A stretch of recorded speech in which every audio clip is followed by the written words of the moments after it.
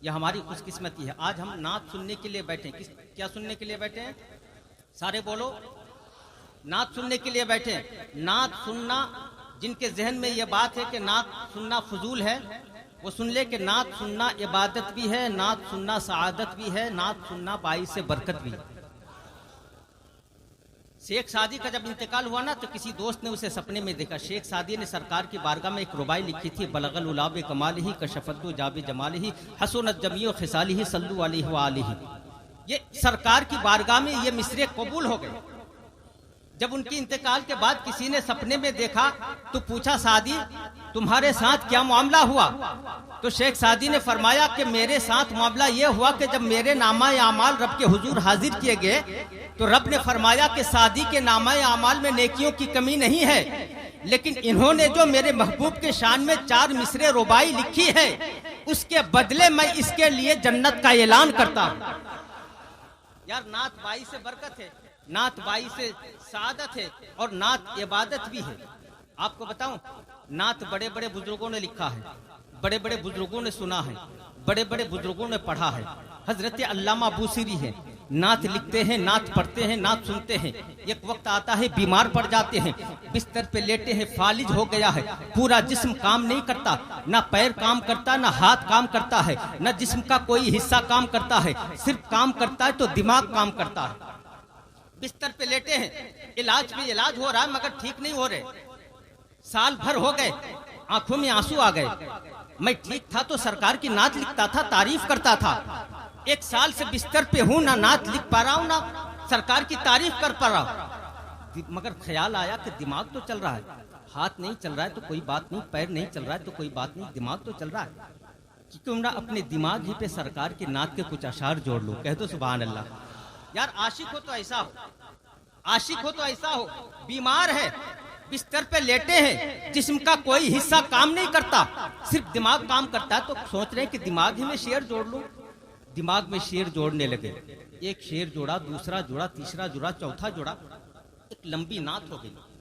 مگر اسے کیا پتا تھا کہ اس بیماری کے عالم میں بستر پہ لیٹے لیٹے جو نعت میں بنا رہا ہوں دماغ میں، یہی نعت مدینے والے آقا قبول فرما رہے ہیں. اسے کیا پتا تھا؟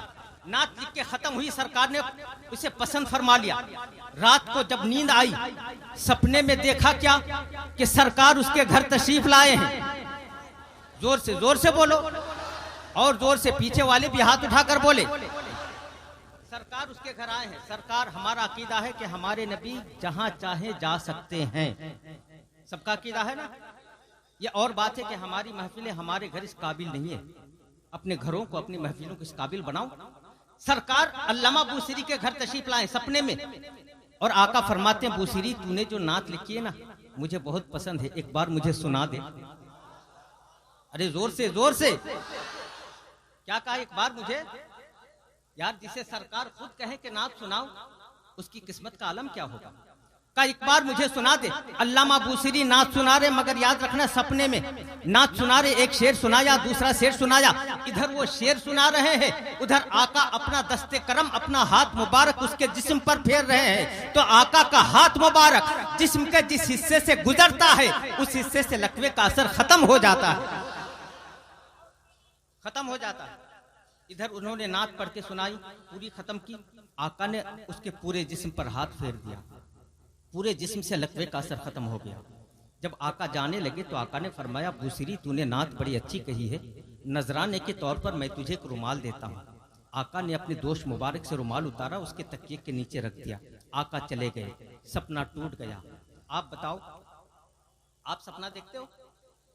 اتنے بڑے مجمع میں 3 ہی آدمی سپنا دیکھتا ہے، سارے نہیں دیکھتے کیا؟ زبان سے بولیے، سپنا دیکھتے نا. سپنا دیکھ رہے ہیں کہ پلین میں ہے، اور سپنا ٹوٹتا ہے تو کہاں ہوتے ہیں؟ گھر پہ ہوتے ہیں. سپنا دیکھ رہے ہیں کہ آگرہ تاج محل دیکھ رہے ہیں، اس کے سامنے کھڑے ہیں، اور جب سپنا ٹوٹتا ہے تو اپنے جھوپڑے میں. یار ہمارے سپنے کا عالم یہ ہے. مگر علامہ نے جو سپنا دیکھا، نیند ٹوٹی، جب ان کو خیال آیا میں نے کوئی سپنا دیکھا. سرکار تشریف لائے ہیں، ناک سے محسوس کر رہے ہیں کہ خوشبو آ رہی ہے. کہہ دو سبحان اللہ. اور ایسی خوشبو کہ زندگی میں کبھی نہ سونگھی تھی. پھر خیال آیا کہ سرکار نعت سن رہے تھے، میں نعت سنا رہا تھا، سرکار میرے جسم پہ ہاتھ پھیر رہے تھے تو میرے جسم سے لقوے کا اثر ختم ہو رہا تھا. کیا یہ حقیقت ہے؟ ہاتھ اٹھا کے دیکھ رہے ہیں تو ہاتھ اٹھ رہا ہے، پیر ہلا کے دیکھ رہے ہیں تو پیر ہل رہا ہے، اٹھ کے بیٹھ گئے تو بیٹھا جا رہا ہے، اور کھڑے ہو گئے تو کھڑا بھی ہوا جا رہا ہے. یار ہمارے سپنے اور سرکار کے سپنے میں فرق کیا ہے جانتے ہیں؟ اچھا، جب سپنا ٹوٹ گیا، کھڑا ہو گئے، کوئی اگر سال بھر بستر پہ بیمار پڑا رہے اور راتوں رات ٹھیک ہو جائے تو اس کی خوشی کا کوئی ٹھکانہ ہوگا؟ ارے بولو، بہت خوشی ہوگی نا. فجر کی نماز پڑھی، پھر دل میں خیال آیا کہ سرکار نے نذرانے کے طور پر ایک رومال بھی تو دیا. چل کے دیکھتا ہوں، تکیا اٹھا کے دیکھ رہے تو رومال بھی رکھا ہوا ہے. اب رومال بھی رکھا ہے. فجر کی نماز کے بعد اپنے آنگن میں ٹہلنے لگے. ٹہل رہے تھے، گھر والے جب بیدار ہوئے دیکھا، کہا کیا ہو گیا؟ سال بھر تو بستر پہ پڑا تھا، ہم علاج پہ علاج کراتے رہے، تجھے کوئی ٹھیک نہ کر سکا. سارے ڈاکٹر تو جواب دے گئے، یہ راتوں رات کون ڈاکٹر آ گئے جو تجھے ٹھیک کر کے چلے گئے؟ علامہ نے کہا کوئی ڈاکٹر نہیں تھے، بلکہ مدینے سے مدنی تاجدار آئے تھے جو مجھے راتوں رات ٹھیک کر کے چلے گئے. گھر والوں نے کہا ماجرا تو بتا، کیسے ہوا؟ کہا ٹھیک ہے بتا دیں گے، مگر پہلے دوستوں کو بتانے دیں. ہوتا ہے نا، جب انسان کو خوشی ہوتی ہے تو دل چاہتا ہے پہلے دوستوں میں شیئر کروں. تو گھر والے سے کہا تجھے بتائیں گے، پہلے دوستوں کو بتا لینے دے. گھر سے نکلے، اپنے شہروں میں کی گلیوں سے گزرتے گئے. اسی شہر میں ایک اللہ کا مجذوب تھا، اللہ کا ولی تھا، جو کسی سے کوئی مطلب نہ رکھتا تھا. نہ کوئی اسے کھانے دیکھتا، نہ کوئی پینے دیکھتا، نہ کوئی نہانے دیکھتا، نہ کسی سے کوئی معاملہ کرنے دیکھتا. صرف راستے کے کنارے بیٹھے رہتا اور تسبیح پڑھتا رہتا. اسی راستے سے علامہ گزر رہے تھے. ابھی علامہ نے جیسے اس کو کراس کیا نا، تو اس مجذوب نے، اس بزرگ نے پیچھے سے آواز دیا، علامہ ٹھہر تو، سنا ہے کہ تو نے کوئی نئی نعت لکھی ہے، سنا ہے کہ تو نے کوئی نئی نعت لکھی ہے، مجھے لکھا کے جا، مجھے یاد کرنی ہے. علامہ، آپ کے ذہن میں بات نہیں آ رہی ہے، میں سمجھ رہا ہوں. علامہ ٹھہر گئے. علامہ نے سوچا کہ نعت تو میں نے لکھی ہے، مگر میں نے دماغ میں لکھی ہے، کسی کاغذ پہ نہیں لکھی ہے، اور نہ کسی کو اب تک سنایا. وہ بھی رات کو سرکار کو سنایا تو سپنے میں سنایا. یہاں اس کو کیسے پتا چل گیا؟ علامہ تھوڑی دیر سوچے، پھر سوچنے کے بعد بولے کہ ٹھیک ہے یار، تجھے لکھا دیں گے، پہلے ہم دوستوں سے مل کے آتے ہیں. ایک دو قدم بڑھائے نا، پیچھے سے پھر اس مجذوب نے آواز دیا، علامہ ابھی وہ نعت لکھا کے جا. علامہ نے کہا ٹھیک ہے، دوستوں سے مل کے آتے ہیں، لکھا دیتے. کہ نہیں، ابھی لکھا کے جا. کرے دوستوں سے مل کے آتے ہیں پھر لکھا دیتے ہیں. اس مجذوب نے کہا علامہ ابھی لکھا کے جا، نہیں تو پھر یہ بھی کہوں گا کہ وہ رومال بھی دکھا کے جا جو سرکار نے تجھے دیا ہے. یار اب علامہ کے پیر میں زنجیر پڑ گئے، کھڑے ہو گئے. یار مجھے رومال بھی سرکار نے رات سپنے میں دی، اسے کیسے پتا چل گیا اتنے دور؟ کھڑے ہو گئے، پیچھے پلٹ کے آئے. کہا یار یہ تو بتا، نعت تو میں نے لکھی ہے مگر دماغ میں لکھی ہے، کسی کو بتایا نہیں.